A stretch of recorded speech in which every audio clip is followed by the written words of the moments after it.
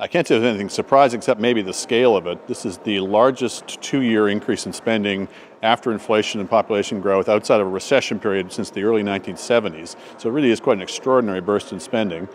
You did hear, however, the same old justification for it, that middle class incomes are stagnating, inequality is growing, all of which was really true in the 1980s and 90s is really not true now. Incomes have been growing steadily for the last 20 years, inequality has been reducing for the last 10.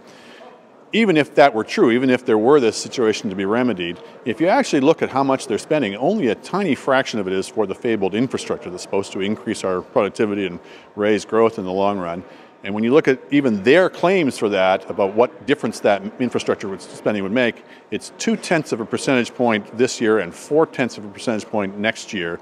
That is not really the stuff of which booms and happy days are here again is made of. It's the kind of marginal increase you would expect to see.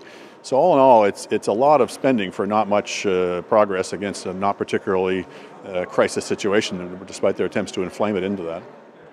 Do you suspect that the public is going to have much the same reaction, or is this kind of what they voted for when they went for the Liberals? Well, they voted for $10 billion deficits that would be reduced to balancing the budget at the end of the year, and they would keep the debt to GDP ratio going down steadily year after year after year.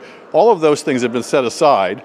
The new benchmark of fiscal discipline is, they say, at the end of the 5 years, the debt to GDP ratio will be lower than it is now. But since they blew through the previous targets pretty easily, I don't know we should attach any more importance to that one. But the public is not in a mood to be panic-stricken about deficits, and rightly so. This is not going to bankrupt us on its own, but it certainly requires everything to go right. We have to not have a recession in the next 5 years. We have to hope that interest rates don't spike up.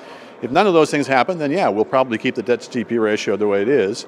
If not, then we really are back to the 1970s.